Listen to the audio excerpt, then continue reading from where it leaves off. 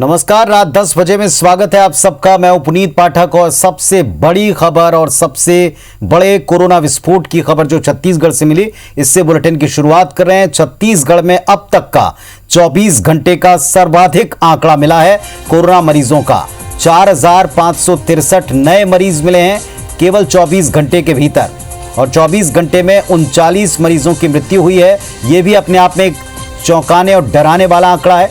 छत्तीसगढ़ में आज 839 मरीज डिस्चार्ज किए गए।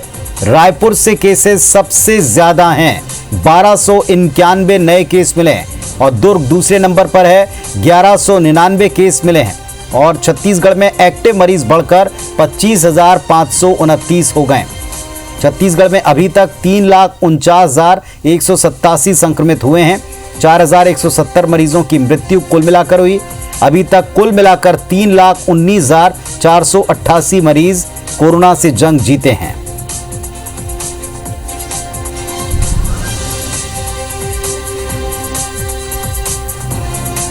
और मध्य प्रदेश छत्तीसगढ़ दोनों जगह बढ़ते आंकड़े चिंता की बात है। कोरोना का विस्फोट एक दिन में 4,563 मरीज छत्तीसगढ़ में, 39 मरीजों की मृत्यु हुई। यह भी अपने आप में बड़ा आंकड़ा है।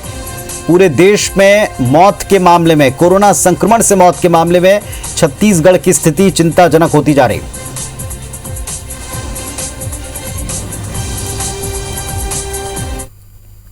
हमारे शहर की तहसीन जैदी हमारे साथ में जुड़ रहे हैं, सीधे उनका रुख करते हैं। तहसीन, प्रतिदिन हर दिन होली के बाद ये आशंका तो पहले से थी, लेकिन अब तक का सबसे डराने वाला आंकड़ा है। सख्तियों का असर नहीं हो रहा या पालन नहीं हो रहा? निश्चित तौर पे जिस तरीके से जो आज आंकड़ा आया है 4,000 से ऊपर का, 4,500 से ऊपर का जो एक आंकड़ा जो आया है आज सामने, वो निश्चित तौर पे काफी डराने वाला, चौंकाने वाला है। क्योंकि अभी तक का ये सबसे बड़ा आंकड़ा है जो एक 24 घंटे के अंदर ये 4,563 जो मरीजों का जो आंकड़ा छत्तीसगढ़ से आया है। निश्चित तौर पे ये आने वाले दिनों में काफी बड़ी चिंता का विषय बन सकता है। क्योंकि जिस तरीके से अगर 24 घंटे में अगर बात करें तो करीब 39 मरीजों की जो मौत इसमें हो चुकी है। और जिस तरीके से शासन प्रशासन जो है लगातार उसके बचाव के लिए अलग अलग नियम बना रहा है। 144 लागू की गई है। उसके अलावा 9 बजे बाजार बंद किए गए हैं। तो उसका जो असर है वो कहीं ना कहीं थोड़ा कम यहाँ पे दिख रहा है। क्योंकि उसको इम्प्लीमेंट कराने के लिए सिर्फ एक ही विभाग उसमें सामने आया है, जो पुलिस विभाग जिसको कह सकते हैं। पुलिस विभाग ही एक अकेला वो बंद करा रहा है। जबकि इसमें निगम का जो गुमास्ता विभाग है वो भी उसमें अगर आएगा तो शायद इसमें कुछ और जल्दी इसमें या और जल्दी फास्ट इसमें एक्शन होगा। लेकिन उसके बाद भी कई लोग जो हैं अभी भी फालतू जो बाजार बंद होने के बाद भी घूमने वाले जो लोग हैं वो कम नहीं हो रहे हैं, जिसकी परिणति ये हो रही है कि इस तरीके के जो बड़े चौंकाने वाले आंकड़े आ रहे हैं। और अगर बात करें राजधानी रायपुर की, तो आज पूरे प्रदेश में सबसे ज्यादा जो है 1,291 मरीजों जो सामने आए। उसके बाद जो दुर्ग है वो दूसरे नंबर पे यहाँ सामने आया है, जिसमें 1,199 जो मरीज इसमें सामने आए हैं। और अगर ये कह सकते हैं कि ये आंकड़ा जो है लगातार बढ़ रहा है, एकदम स्पीडली बढ़ रहा है। ये उसके बाद इसमें जो सबसे बड़ा अगर उपाय की अगर बात करें तो इसमें जिस तरीके से लोग जो है, इसमें जो बात सामने आई है उसमें एक मामूली जो नया ट्रेंड आया है उसमें जिस तरीके से शरीर में दर्द और कुछ जो कमजोरी और जो सुस्ती आ रही है उसको लोग नजरअंदाज कर रहे हैं और वो चेक नहीं करा रहे हैं। जिस तरीके से खुद मेडिकल से जुड़े हुए कुछ जो डॉक्टर्स हैं, जो जानकार लोग हैं, उनका ये कहना है कि अगर आपको जरा सा भी इसमें असर लगता है आपके शरीर में तो आप उसको तत्काल उसमें टेस्ट कराइए। लेकिन अभी जो सामने नया ट्रेंड आया है उसको लोग जो है वो कहीं ना कहीं नजरअंदाज कर रहे हैं और वो बहुत लेट जाके उसको जांच करवा पा रहे हैं, जिसकी परिणति हो रही है कि जो मौत का आंकड़ा है वो लगातार बढ़ रहा है। अभी अगर बात करें राजधानी के बड़े जो अस्पताल हैं, एम्स है, अंबेडकर है, ये जो अस्पताल हैं इनमें अब जो है जो बेड हैं जो वो अब एक तरह से फुल हो चुके हैं। जिस तरीके से जो हमारी बात हुई, अगर निजी अस्पतालों की अगर बात करें वहां पे भी जो लगातार मरीजों का जो आंकड़ा है वो बढ़ रहा है। तो वो कुल मिला के कह सकते हैं कि जो आज 4,563 का जो एक आंकड़ा आया है प्रदेश में, निश्चित तौर पे एक बड़ा ब्लास्ट इसको कह सकते हैं। और ये आने वाले जो दिनों में अगर हम नहीं सुधरे तो आने वाले दिनों में ये आंकड़ा कई गुना बढ़ सकता है। तो IBC 24 भी इस बात की अपील करता है कि ये जो कोरोना का जो संक्रमण है इससे खुद अपने को बचाएं, अपने परिवार को बचाएं और दूसरे लोगों को भी बचाएं। और इसमें अगर जिस तरीके से अगर शरीर में जो लक्षण दिखते हैं, जो बताए गए हैं, वो अगर आते हैं तो उसको तत्काल आप इलाज कराइए और उसको छुपाइए नहीं, क्योंकि छुपाने से कई बड़े नुकसान लोगों को झेलने पड़ रहे हैं। जी चलिए, तो जिस तरह के आंकड़े हैं डराने वाले, इसके मुताबिक सख्तियां प्रतिदिन बढ़ने के संकेत सरकार दे रही, विभाग दे रहा है, लेकिन इन सख्तियों का पालन हमको करना है। बार बार अपील है, मास्क लगाएं और जल्दी से जल्दी वैक्सीनेशन का अगर नंबर आता तो वैक्सीनेशन करवाएं, लेकिन इसके बावजूद मास्क लगाना और डिस्टेंस का पालन करना, इसके बिना कोई विकल्प नहीं दिखता। बहुत शुक्रिया आपका इस पूरे डिटेल के लिए, जानकारी के लिए तहसीन। मध्य प्रदेश का अपडेट आपको दे दें, 24 घंटे में 2332 नए कोरोना मरीज मिले हैं। मध्य प्रदेश में 24 घंटे के दौरान 9 मरीजों की मृत्यु हुई है। प्रदेश में 1261 मरीज डिस्चार्ज किए गए हैं। इंदौर से सबसे बड़ा आंकड़ा 642 का मिला, तो भोपाल से 498 पॉजिटिव केस मिले हैं। मध्य प्रदेश में एक्टिव मरीज 17,096 हैं। मध्य प्रदेश में अब तक 2,95,511 कुल संक्रमित हुए हैं। अब तक कुल मिलाकर 3,986 मरीजों की मृत्यु हुई है। मध्य प्रदेश में 2,74,429 मरीज स्वस्थ हुए हैं।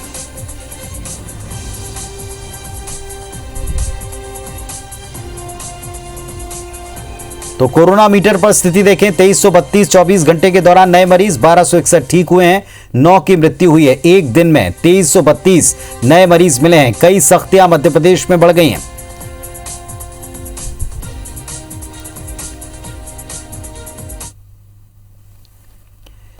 कोरोना की दूसरी लहर ने पूरे देश को दहशत में डाल दिया है। कोरोना संक्रमण के मामले में छत्तीसगढ़ देश में दूसरे नंबर पर है।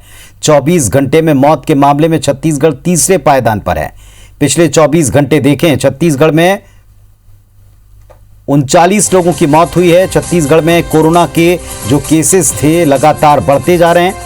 केंद्रीय स्वास्थ्य मंत्रालय ने जो रिपोर्ट जारी की, उसके मुताबिक बार बार ये चिंता व्यक्त की जा रही है कि प्रदेश में प्रतिदिन बढ़ते मामले निश्चित तौर पर आने वाले समय में प्रदेश को और प्रदेश के नागरिकों को चिंता में डाल सकते हैं।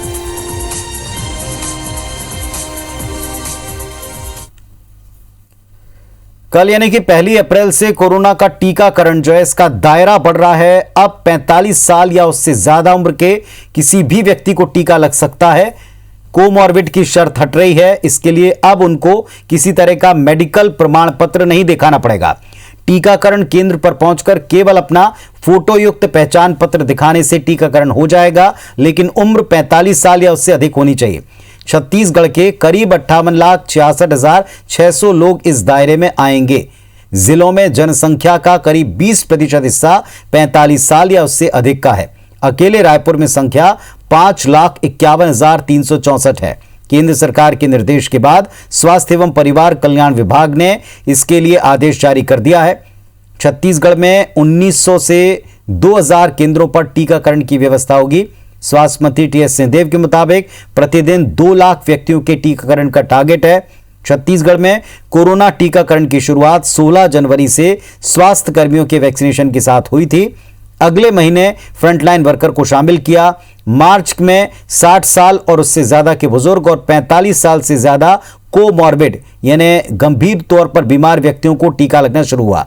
लेकिन अब कोमॉर्बिड की शर्त हट रही है और 1 तारीख से 45 साल या उससे अधिक उम्र के सभी व्यक्तियों को टीका लगेगा।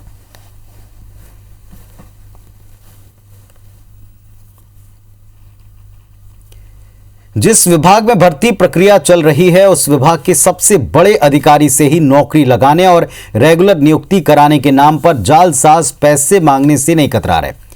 जब अधिकारी ने अभ्यर्थी का परिजन बनकर बात की तो उस जालसाज ने बिना हिचक 50,000 रुपये मांग डाले। ये पूरा वाकया IBC 24 के कैमरे में कैद हो गया। इसके बाद अधिकारी ने न सिर्फ मामले की सूचना पुलिस को दी, बल्कि IBC 24 के माध्यम से अपील की कि इस तरह पैसे मांगने वाले जालसाजों की झांसे में न आए। सरगुजा जिले में आदिवासी विकास विभाग की ओर से एकलव्य स्कूलों में अतिथि शिक्षकों के साथ साथ स्टाफ की नियुक्ति की प्रक्रिया चल रही है और इसी का फायदा कुछ जालसाज उठा रहे हैं। खुद को शिक्षा विभाग या ट्राइबल विभाग का कर्मचारी बताकर अभ्यर्थियों के पास कॉल किया जा रहा है। 50,000 रुपये तक की डिमांड की जा रही है। IBC 24 की जानकारी पर आदिवासी विभाग के सहायक आयुक्त ने जालसाज से फोन पर बात की और इसका भांडाफोड़ हुआ।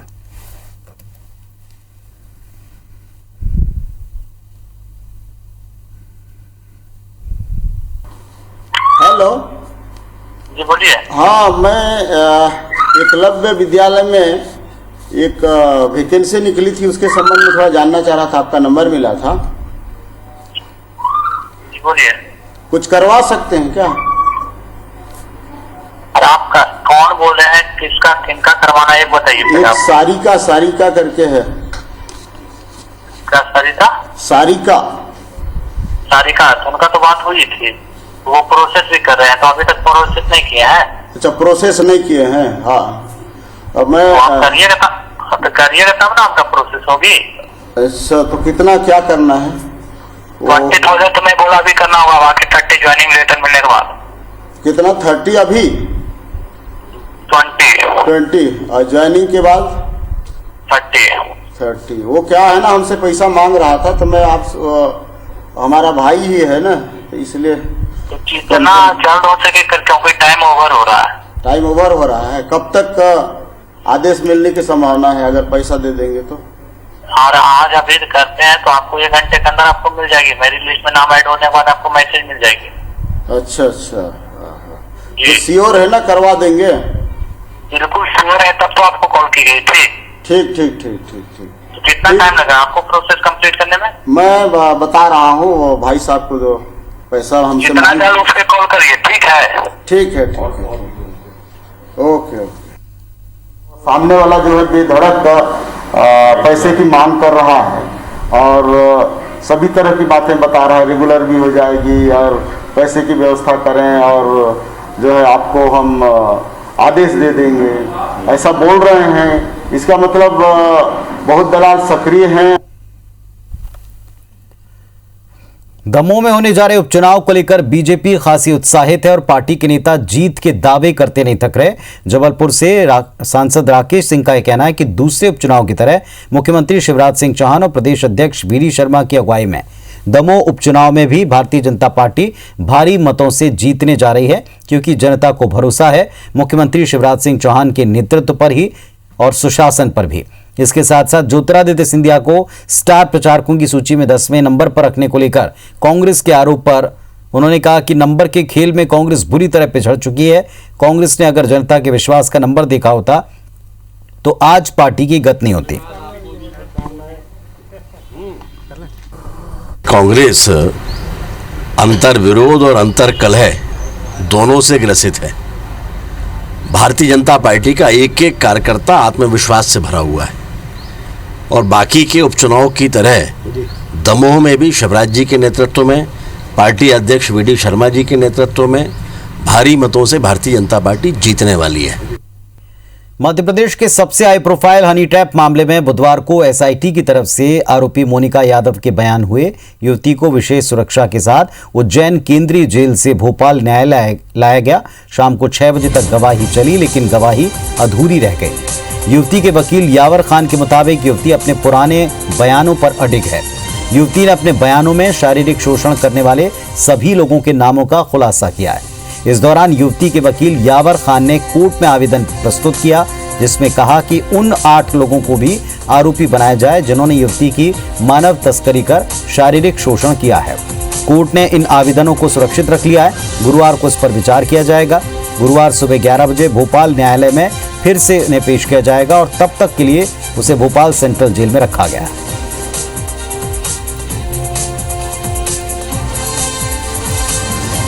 पीड़िता ने अपने बयान में इन सभी का उल्लेख करा है कि इन लोगों ने उसका शोषण करा, इन लोगों ने उसके साथ गलत काम करा। इसलिए प्रथम दृष्टया इनके खिलाफ कोर्ट संज्ञान लेने के लिए हमें उम्मीद है कि कोर्ट इस पर कार्रवाई करेगी। कल कितने बजे से सुनवाई होनी है? कल 11 बजे से कोर्ट के सामने फिर इसका क्रॉस एग्जामिनेशन आरोपियों के वकील करेंगे। अंबिकापुर में कई क्षेत्रों में भूमाफियाओं की नजर गड़ गई है। इन इलाकों में जमीन दलाल अवैध प्लॉटिंग कर जमीन की खरीदी बिक्री में जुटे हैं। शहर में कई जगह अवैध प्लॉटिंग हो रही है। IVS 24 की तरफ से मामला उठाने के बाद अब अधिकारी सर्वे करते हुए बड़ी कार्रवाई की बात कह रहे हैं।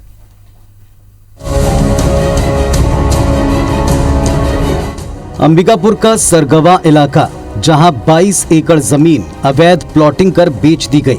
दर्रीपारा इलाके में नगर निगम योजना बनाकर विकास की तैयारी कर रहा था, लेकिन उसके पहले जमीन के दलाल सक्रिय हो गए। जमीन के माफिया जमीन की खरीदी कर उसमें अवैध प्लॉटिंग करने लगे। क्षेत्र के जनप्रतिनिधि भी इस मामले को लेकर कई बार सवाल उठा चुके हैं, मगर हैरत की बात ये, अब तक किसी अवैध प्लॉटिंग करने वालों के खिलाफ कोई कार्रवाई नहीं की गई।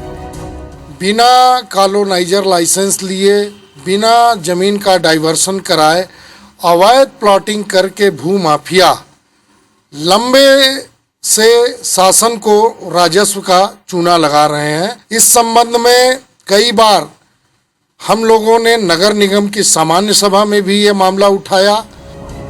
IBC 24 ने अपनी रिपोर्ट के जरिए खुलासा किया था, जमीन माफिया न सिर्फ बिना कॉलोनाइजर एक्ट के जमीन की प्लॉटिंग कर रहा है, बल्कि जमीन की खरीदी बिक्री तक कर दी गई।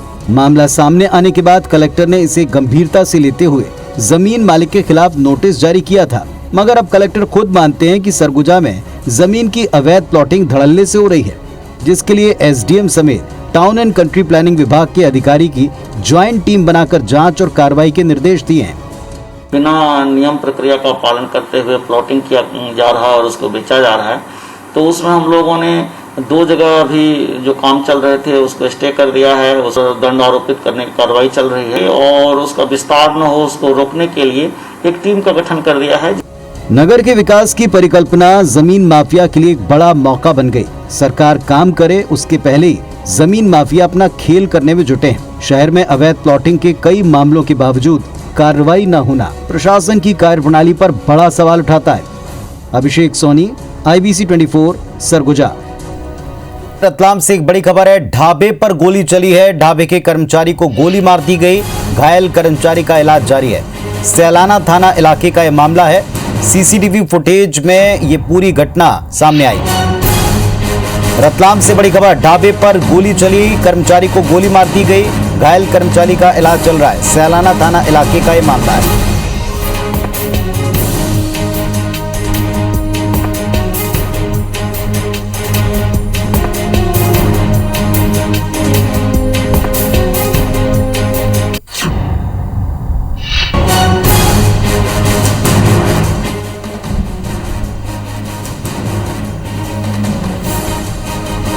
और हमारे सहयोगी लालचंद इस वक्त हमारे साथ में जुड़ गए हैं। तस्वीरें हम दिखा रहे हैं, दर्शकों को बताएं क्या हुआ है।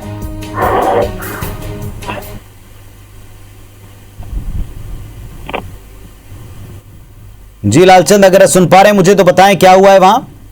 जी पुनीत, बताना चाहेंगे कि रतलाम से करीबन 20 किलोमीटर दूर पे सैलाना जो तहसील है वहाँ पे मधुबनी ढाबा है। वहाँ पे एक युवक जो है उसको करीबन शाम को 7:30 बजे के आसपास में गोली मार दी है। यह जो हमलावर थे ये बाइक पर सवार होकर आए थे और तीन लोग आए थे, जिसमें एक फायर किया गया है और फायर करने वाले युवक ने दुकान कर्मचारी को पहले पाउच मांगा और पाउच देने जैसे ही वह झुकता है इसी दरमियान उसने फायर किया, जिससे युवक जो है गंभीर रूप से घायल हुआ है और घायल अवस्था में उसको रतलाम के जिला अस्पताल में लाया है, जहां पे उसका उपचार जारी है। जी पुनीत, बताना चाहेंगे कि रतलाम में जैसे ही युवक की जो अभी स्थिति नॉर्मल है और जो गोली है वो गाल को छूकर निकल गई है।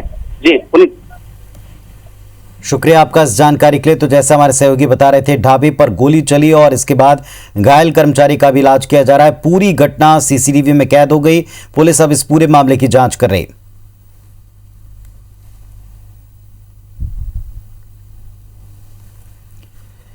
और एक बड़ी खबर जगदलपुर से आपको बता दें, गोदाम में आग लगी है। बोरपदर में प्लास्टिक सामान के गोदाम में आग लगना बताया गया।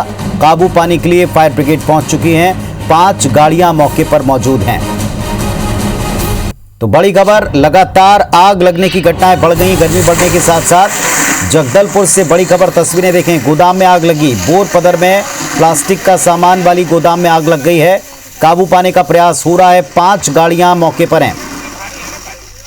नरेश मिश्रा हमारे सहयोगी जुड़ गए हमारे साथ। जी नरेश, बताएं। लगता है उनसे संपर्क हमारा कट गया। तस्वीरें हम दर्शकों को दिखा रहे हैं। बोरपदर में प्लास्टिक की एक गोदाम में आग लगी है। आग पर काबू पाने के लिए फायर ब्रिगेड की 5 गाड़ियां पहुंची हैं, प्रयास कर रही हैं।